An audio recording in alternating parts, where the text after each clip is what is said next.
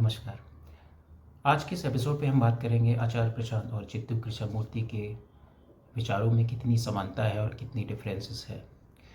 आचार्य प्रशांत आध्यात्मिक दुनिया के दिग्गज गुरु माने जाते हैं आज की जनरेशन में। और जहाँ तक चित्तू कृष्णमूर्ति की बात है तो जे कृष्णमूर्ति अपने ज़माने में यानी कि 1960s 70s 80s मतलब ओशो के समय के आसपास एक बहुत बड़े दार्शनिक थे जिन्होंने अपने विचारों से न केवल इंडिया में बल्कि पूरे वर्ल्ड में काफ़ी क्रांति लाई थी। अब हम पहले अगर बात करें कि आचार्य प्रशांत और कृष्णमूर्ति के विचारों में या उनकी जो कॉन्सेप्ट्स है उसमें कितनी समानताएं हैं, तो कुछ समानताएं हैं। जैसे कि हम अगर पहला पॉइंट बात करें मेडिटेशन का, तो मेडिटेशन में जहाँ कृष्णमूर्ति जी ने जो मेडिटेशन की जो बात की थी वो अपने आप में काफ़ी अलग थी, क्योंकि उस ज़माने में जहाँ पर धर्म का बहुत वर्चस्व था, राइट। 60s 70s में अगर हम बात करें तो काफ़ी इंडिया का भी कुछ धार्मिक बहुत अलग अंदाज में था और काफ़ी अंधविश्वास भी था लोगों में।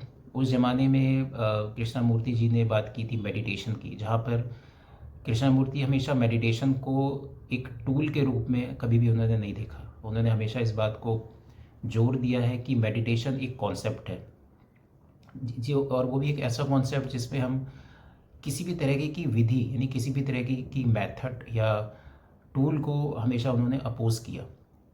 अनमोनन जो भी कहा जाता था मेडिटेशन को, और इवन आज के दौर में भी मेडिटेशन को हमेशा एक अलग अंदाज में देखा जाता है, जिसमें कई मेडिटेशन गुरु इस बात को बोलते हैं या मानते हैं कि मेडिटेशन में आपको इतने बजे आपको उठना है और आपको बैठना है और ध्यान लगाना है और एक किसी का नाम जपना है, माला जपनी है और आपको अनुलोम विलोम करना है, अपनी सांसों में ध्यान देना है, राइट।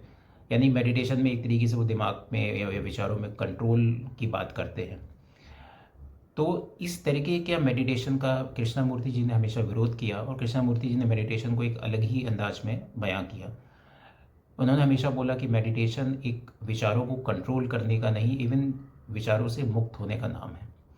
और उन्होंने मेडिटेशन का जो कॉन्सेप्ट है उसको उसको काफ़ी आगे वो ले गए और मेडिटेशन का एग्जाम्पल उन्होंने बहुत ही अलग अंदाज में दिया। इन्होंने बोला कि मेडिटेशन एक ऐसा कॉन्सेप्ट है जिसमें व्यक्ति एक पर्टिकुलर विचार यानी एक कंप्लीटनेस में खो जाता है और वो किसी और भी चीज़ के बारे में सोचता तक नहीं है। यानी कि आप कोई भी एक ऐसी एक्टिविटी कर रहे हों जिसमें आप कंप्लीटनेस में कम्प्लीटली उस एक्टिविटी में खो जाए और कोई भी और विचार आपके दिमाग में ना आए, तो वो मेडिटेशन है।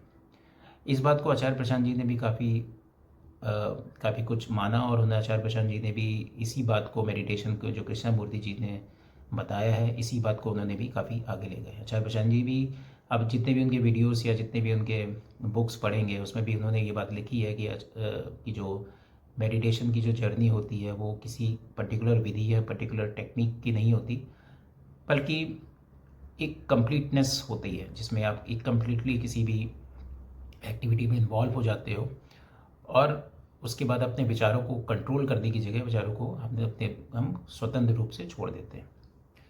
तो meditation it's a kind of same phenomena जो आचार्य प्रशांत जी और कृष्णमूर्ति ने हमको बताया है। दूसरा था सत्य को जानना। जहाँ तक कृष्णमूर्ति जी की बात है तो इन्होंने हमेशा फोकस किया कि हम सत्य की तरफ जाने, और वो सत्य भीतरी सत्य की उन्होंने हमेशा बात की। उन्होंने अपने आप को जानने का फोकस किया और इस बात को कृष्णमूर्ति जी ने जिस अंदाज में बताया है शायद ही किसी और दार्शनिक ने इस बात को बताया पाया हो, क्योंकि जो सत्य को जानने की जो कला है, जो जो जिस जुझारूपन से मूर्ति जी ने इसको एक्सप्लेन किया, वो कोई भी और दार्शनिक उसको इतना आगे नहीं ले जा पाया। और सेम फिनोमेना आचार्य प्रशांत जी भी अपने पुस्तकों के माध्यम से वो बोलते हैं कि हमें जो सत्य है, जो हमारा भीतर का जो जो इनर ब्यूटी है, जो इनर ट्रूथ है, उसको जानने में फोकस करना चाहिए। यानी कि हमें जानना चाहिए कि हम क्या हैं, क्यों आए हैं, हमारा क्या पर्पस है।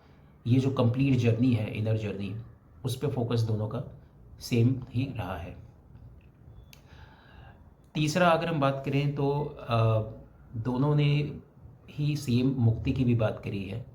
जहाँ तक मुक्ति का सवाल है तो मुक्ति का अलग अलग डेफिनेशन इसके पहले बहुत अलग अंदाज में लोगों ने दिया है, लेकिन मुक्ति की जो बात चाहे आचार्य प्रसाद जी बोलो या कृष्णमूर्ति जी की बात करें, दोनों ने ही मुक्ति को एक हमेशा बोला है कि मुक्ति इट्स लाइक आप अपने आप को देखना और जो भी व्यर्थ की चीज़ें हैं उसको छोड़ते जाना, तो जो भी आपको बस बचेगा, यानी कि वो वही एक मुक्ति है। यानी मुक्ति का मतलब ये नहीं जो कि एक नॉर्मल संसार में एक नॉर्मल आदमी जो अगर धार्मिक दृष्टिकोण से हम बात करते हैं तो हमेशा मुक्ति हमेशा हमेशा ऐसा लगता है कि इट्स काइंड ऑफ कि हम इस जन्म से मुक्ति मिल जाएगी या कुछ जन्म मरण से मुक्ति मिल जाएगी। ऐसा किसी विचार को कृष्णमूर्ति या आचार्य प्रसाद जी ने नहीं बोला। उन्होंने बोला कि मुक्ति है जो इसी जीवन में आपको मिलेगी, और मुक्ति कोई ऐसी बहुत अलग चीज़ नहीं होती है। मुक्ति का मतलब है कि आप जो भी व्यर्थ की चीज़ें अपनी ज़िंदगी में कर रहे हो उसको छोड़ते जाना और उसको आगे बढ़ते जाना। तो ये काफ़ी हद तक ये 3-4 सिमिलैरिटीज़ हैं जो कि आचार्य प्रसाद जी भी कृष्णमूर्ति की कॉन्सेप्ट को आगे लेके जा रहे हैं। लेकिन थोड़ा डिफरेंसेस है आचार्य प्रसाद जी और कृष्णमूर्ति के कॉन्सेप्ट में कि अगर आप देखिए तो जहाँ तक धार्मिक दृष्टिकोण की बात है तो धार्मिक दृष्टिकोण में थोड़ा सा डिफरेंस नज़र आता है कृष्णमूर्ति जी और आचार्य प्रसाद जी में। जहाँ तक कृष्णमूर्ति जी ने बात है तो कृष्णमूर्ति जी ने सिरे से धार्मिक दृष्टिकोण को नकारा था। उन्होंने किसी भी ग्रंथ, पुराण या जो हमारी जितनी धार्मिक किताबें हैं या जो हमारे धार्मिक गुरुज़ हैं उन सब का उन्होंने सिरे से विरोध किया था। वो किसी भी धार्मिक पुस्तकों में, चाहे वो गीता हो, रामायण हो या कोई भी हमारे जो धार्मिक गुरुज़ होते हैं, और इवन कृष्णमूर्ति जी बुक्स के भी विरोधी रहे हैं। आप अगर ध्यान दोगे तो कृष्णमूर्ति जी ने कोई भी बुक्स नहीं लिखी। उनकी जो भी बुक्स अवेलेबल है मार्केट में वो सब काइंड ऑफ उन्होंने जितने भी सेशन लिए हैं इंडिया में और बाहर, उन सब का जो भी कन्वर्सेशन है वो सब बुक्स के माध्यम से पब्लिश किया गया। हालांकि कृष्णमूर्ति जी स्वयं भी इन सब चीज़ों के हमेशा विरोधी रहे थे।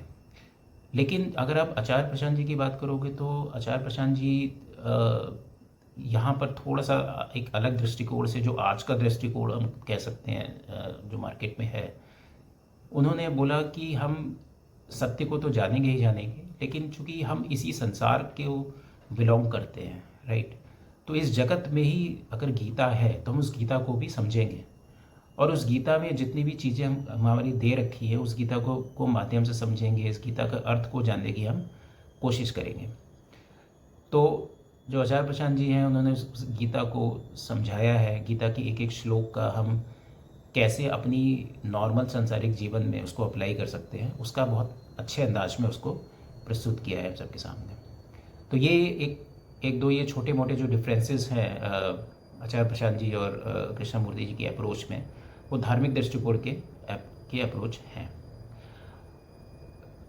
इसके अलावा अगर कहें तो आचार्य प्रशांत जी काफ़ी हद तक आज की जनरेशन के गुरु हैं जिन्होंने काफ़ी पुस्तकें भी लिखी हैं।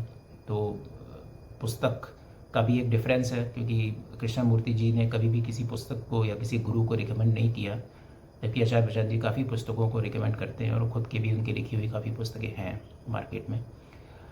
और आज की दौर में जहाँ पर climate change, women empowerment, unemployment के बहुत सारे गहरे टॉपिक्स हैं, उनको भी आचार्य प्रशांत जी काफ़ी हद तक आगे लेके आए हैं।